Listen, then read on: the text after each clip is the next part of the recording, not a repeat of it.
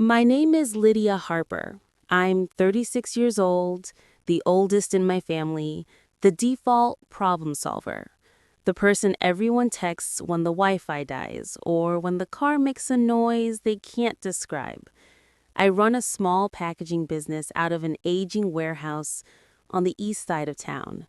Brown boxes stacked neatly, tape guns ready, labels that cling no matter the heat. It's a life that's orderly, predictable, the kind of routine that pays the bills and lets you sleep at night. I live by the clock. Coffee at 6:10 a.m., inbox by 6:30, pallets at 7. Receipts pile up in a shoebox all week, scanned Sunday morning like clockwork. When something breaks, I fix it or sell it for parts. People used to call me reliable.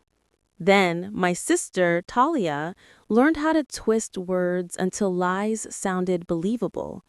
Reliable became stubborn, then selfish, then dangerous.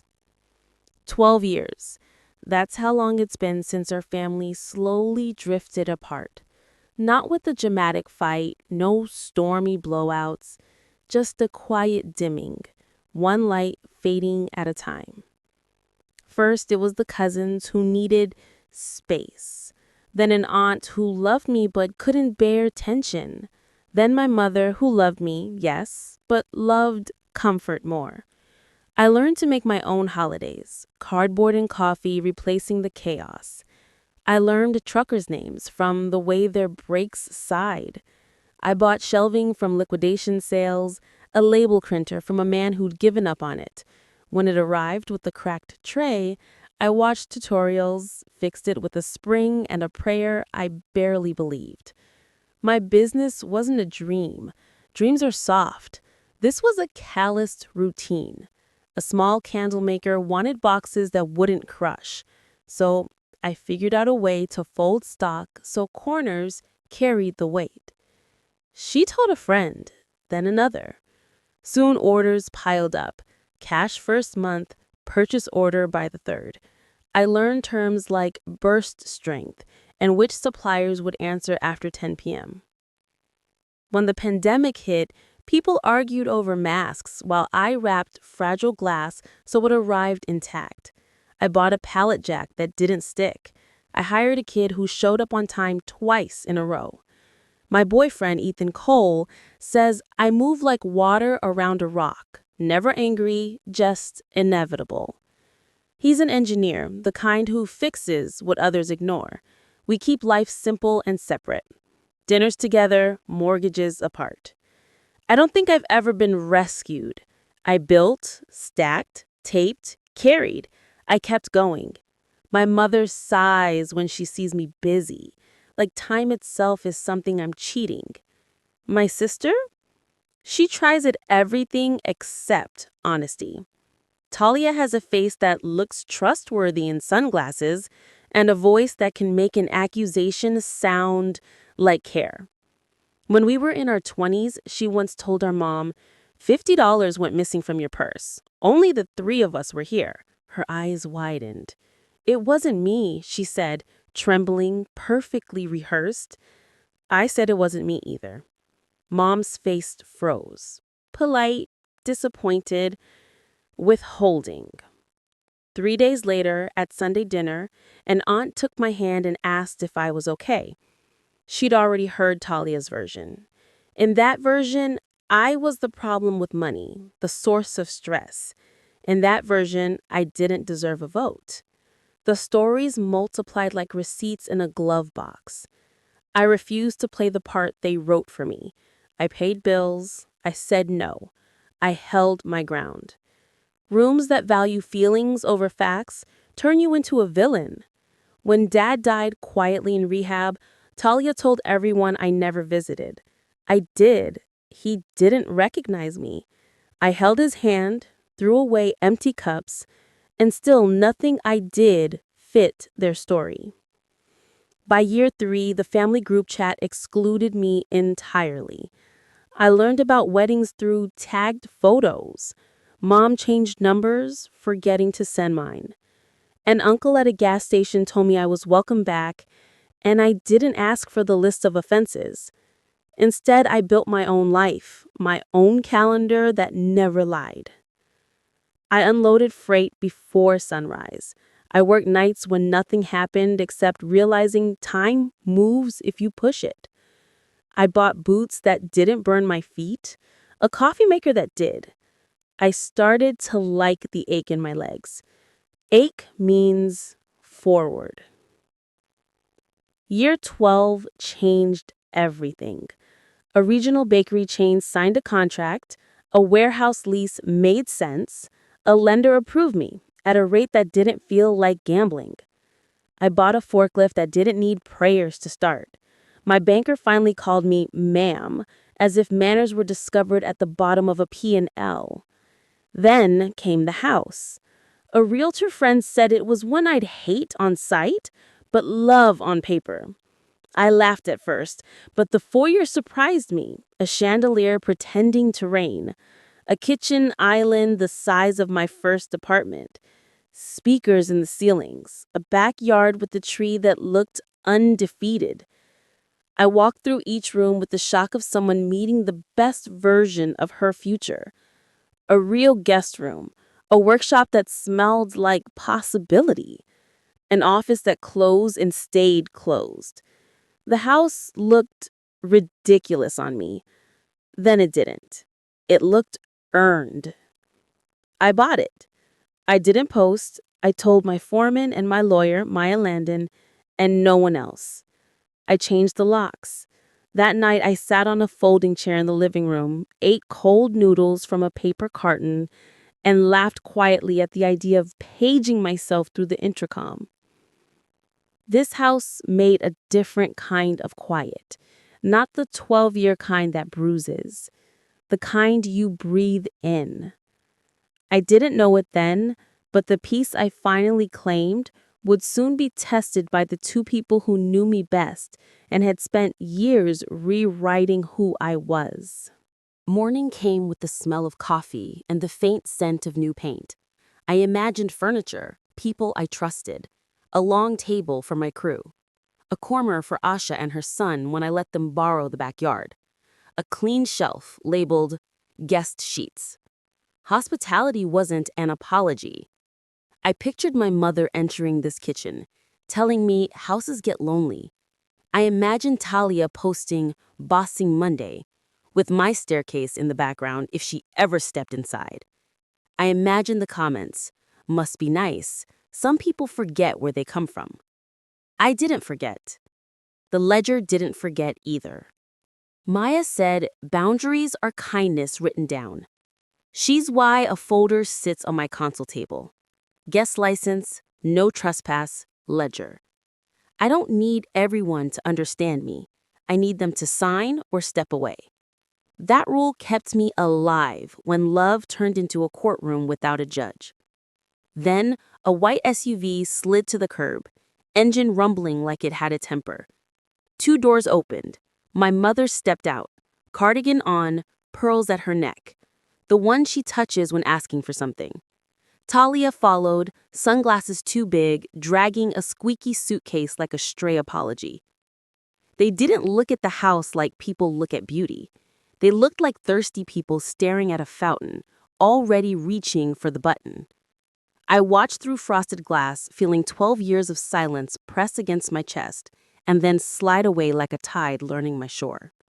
The knock was soft, rehearsed. I didn't rush. I set coffee down, took a deep breath, and opened the door.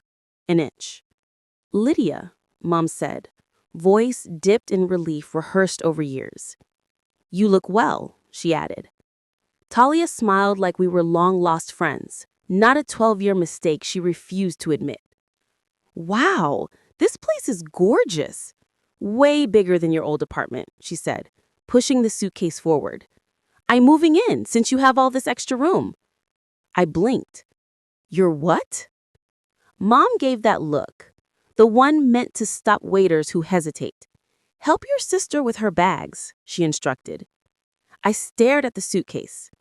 Talia expected me to be the old Lydia, the one who fixed every discomfort. Instead, I held the folder. "This isn't a hotel. and I'm not your plan. Talia laughed. Don't be dramatic. We're family. Families make it work. Then let's talk about how we're going to make it work, I said, sliding the folder forward. The first page, temporary guest license agreement. Mom frowned. You're making your sister sign paperwork to stay in her own sister's house? I'm writing down what we're doing. That's how we stay sisters, I replied. Talia leaned against the wall, smirking. You've really gone corporate, huh? I just need a place to crash for a while, me and a friend. Talia's word, friend, sounded like a test. Who's we? It's temporary. You won't even notice us. Temporary like when you used my address for mail or borrowed my car and forgot insurance? Mom's voice sharpened. Lydia, you've become difficult with strangers, but not with family. I'm the same with everyone now. It's easier that way. Talia's eyes flashed. Fine, let me stay until I get back on my feet. No paperwork. I'll help around the house. I raised an eyebrow. Who pays for that? Obviously you. You bought a mansion so you wouldn't be alone. That's sad, Lydia. Maybe, but it's peaceful. I slid the ledger forward. Transfers, bills, repairs, all documented. Family repays debts. Talia scoffed. Now you're an accountant? Now I write things down. I don't sign contracts with my mouth anymore. The silence was metallic. Talia's face twisted from anger to confusion to disbelief. I handed her the final envelope. 30 days prepaid at a hotel, therapy consults, job resources. You planned this? She asked, incredulous. I prepared. I opened the door wider, not an invitation, but an exit. Mom lingered. She doesn't mean it, Lydia. She's just tired. Talia grabbed the envelope, muttering, You're insane. I answered evenly. I'm consistent. The SUV drove away.